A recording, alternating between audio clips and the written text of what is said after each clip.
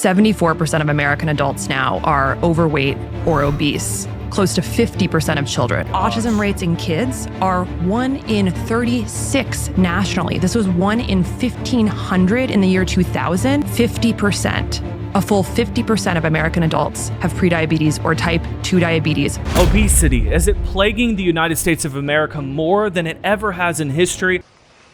I'm fat. I want to hear your thoughts down below because Tucker Carlson is chatting with Casey Means, a medical professional, on the subject of obesity. We have to get this under control as a nation, so we have to check out what he has to talk about, and then let us know what your thoughts are below. Are we in an epidemic of being obese and overweight, and how do we change this? How do we go to more of a holistic culture and society and get our weight under control and be healthy and whole? Well, What's up, David? What's up? I'll say this first of all. Being obese is unacceptable. Yes. I've been probably 70 pounds overweight at one point. It's unacceptable. I was fat, and we need to be able to bring back truth. We're so worried about everybody having, feeling safe. So we need to speak truth. But I really want to get into this. She's a medical doctor, to be specific. She's not just in health care. Mm-hmm. She's a medical doctor. I want to see what she has to say. She gives statistics on where we're going. So check this out. Can you just give us the baseline condition of health in the United States? Absolutely. So the word I used earlier, destroyed, is not hyperbolic in any way, shape, or form. 74% of American adults now are overweight or obese. Close to 50% of children are overweight or obese. 120 years ago, when someone was obese, there were case reports written about it. Yes. Literally, there were people in the circus if you had obesity. Sideshow fat. Yeah, it was so unusual. It was so unusual. It is now 74% of our country. 77% of young adults are unfit to serve in the military because of these issues like obesity. Now let's talk about diabetes. 50%. A full 50% of American adults have prediabetes or type 2 diabetes, which is a fundamental issue in how our cells, half the country, Tucker, have prediabetes or type 2 diabetes. How is that Half the country? How is that even acceptable? What are you? An idiot sandwich. Idiot sandwich what? It's honestly it's controlled by the drug companies. They know that the fatter you get, the more money that they make because you have more health conditions. So you have to go to them to get all these pain medications that actually are never going to do you any good. They're going to sterilize you, give you diabetes, give you all this high fructose corn syrup and GMOs, all these different things that they put in foods, saturated fats. They deep fry everything, and it's under the guise it's under the guise of convenience, right? The more convenient I can make my food and the way that I get it is and it's cheaper, right? So if you went to the grocery store, right? Why is everything that's organic more expensive?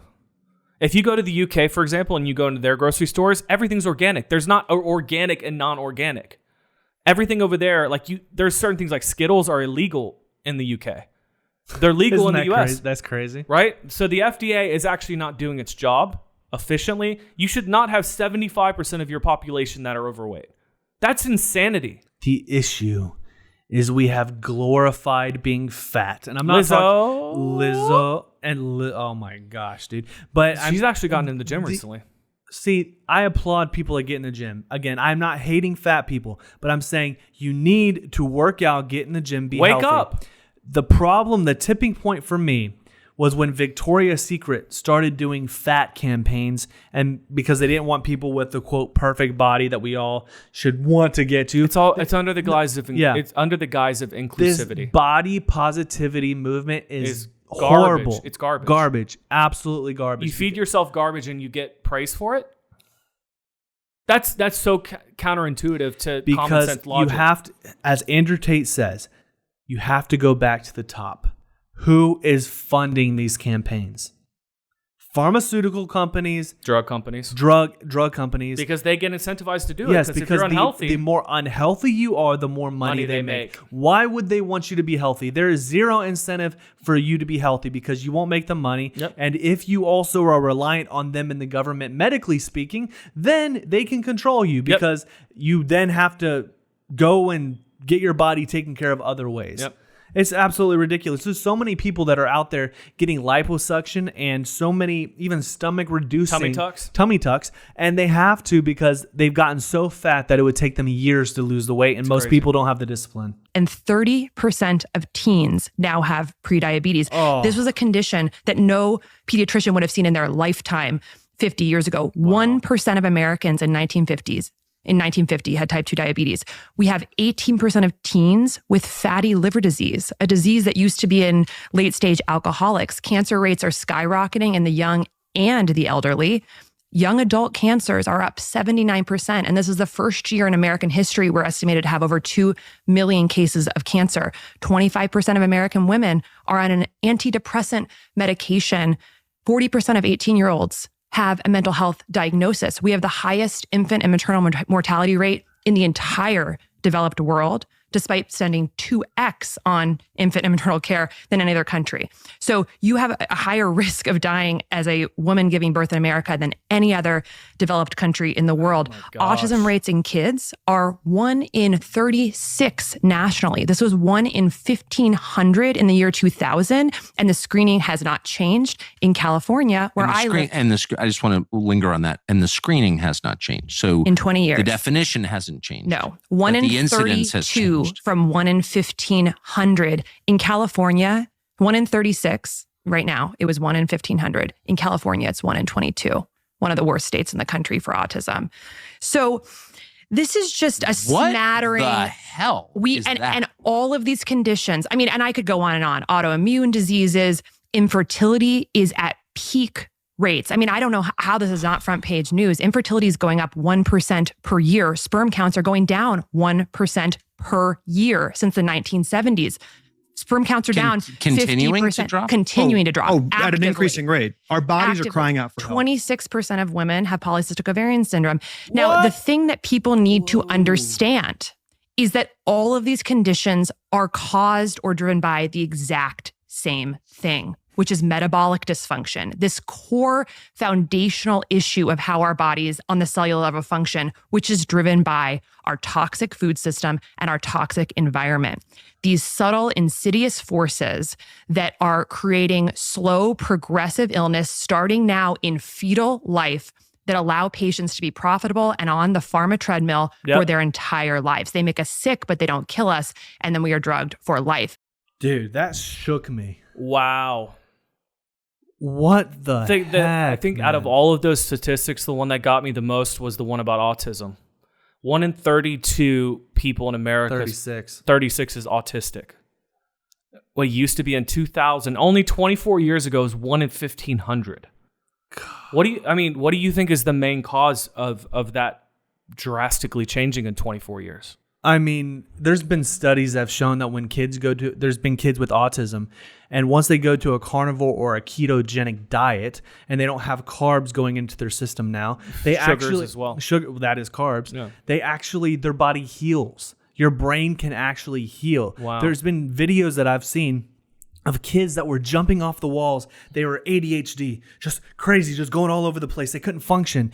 The moment their parents said, you're no longer having sugar, you're no longer having bread, rice, any of those, within 2 to 3 weeks, the kid could sit down and actually read a book. He was eating more healthy proteins, especially organic, like meat, good vegetables, and he wasn't consuming sugar. And it comes back to the basic function of how does your body receive fuel and all the chemicals that they're putting on food, even fruit now. Yeah.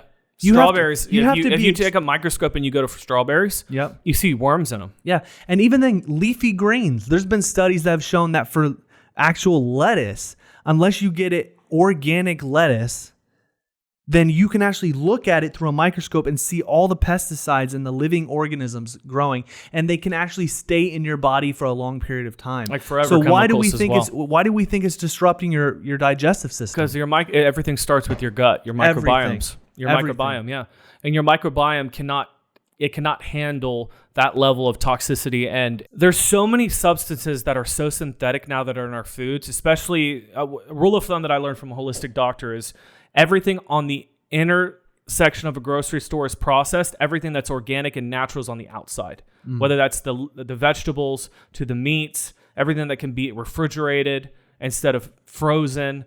And then also anything that can sit on a shelf for a long period of time either has preservatives, artificial colors, artificial flavors, not actual real sugar. So you have all these sucralose, aspartame, high fructose corn syrup. And our economy runs off the corn industry, which has high fructose corn syrup in almost everything now. And if you look on an ingredient list on a back of any type of food product and it's 30 to 40 ingredients, that's insane. Have you seen the ingredients on a McDonald's fries? It's like 80 different ingredients. The basic fundamental is how many steps it has to go through in order to get to you. Yep.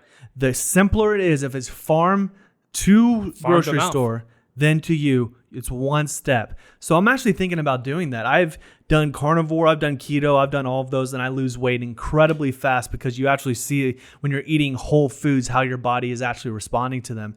But I think I might go for a while just off of everything artificial. Chips, sodas, diet sodas, anything else that isn't purely created from earth and animal products. Yeah, I'd love to do a series as well on this channel at some point about health and wellness, where we can talk about different ingredients in food, or even go down a health journey and take you guys with us. Yeah, because we need to get back to holistic living as a culture, and it starts with us. It starts with, we don't have to be the biggest content creators in the world to make a difference and change. If you guys see our journey of transformation, it may inspire you to start. It's one day at a time. It's getting 1% better every day. And we're not expecting you guys to lose 50 pounds in a day, right? Anything that worth having is worth fighting for and going on a journey of wholeness and health and healing, really. Yeah, if you look at some of our first videos, dude, it makes me cringe. I was brutal. so puffy in my face. I was vaping all the time. I looked so unhealthy. But I will say this, the number one thing we need to do is making it uncomfortable to be fat again. I don't know if that's fat shaming. I'm not saying if I see a fat person, I'll be like, oh my gosh, you're gross. No, it's calling them out. We need to shame the fact of being fat. We need to publicly be able to say being fat is not okay. It's against the way you were created. And having 100 extra pounds of fat on you is going to literally destroy your body, and you're going to get diabetes. You're going to die early. So we need to bring this back to the front. It's not okay to be fat. It's all about legacy, guys. Regardless of that. It's all about legacy. You got to think about it's more than just you. Yeah. When you lose weight, it's about your family. It's about your legacy. If you want to have children to be able to hold them one day, or even your grandchildren, you have to be healthy and whole. You have to be nimble. You have to be flexible and be able to wake up in the morning or not have sleep apnea, which I struggled with for years.